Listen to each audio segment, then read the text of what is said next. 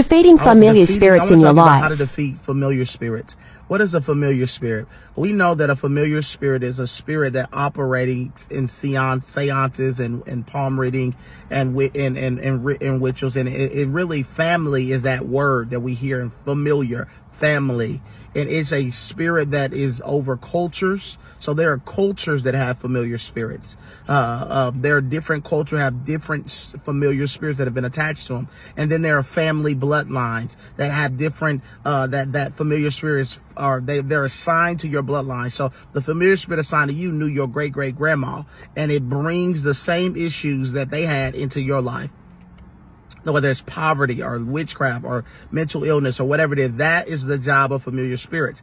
And when you are operating in palm reading, those familiar spirits tell information to the person reading your palm. And so, or they manifest through in like dead relatives.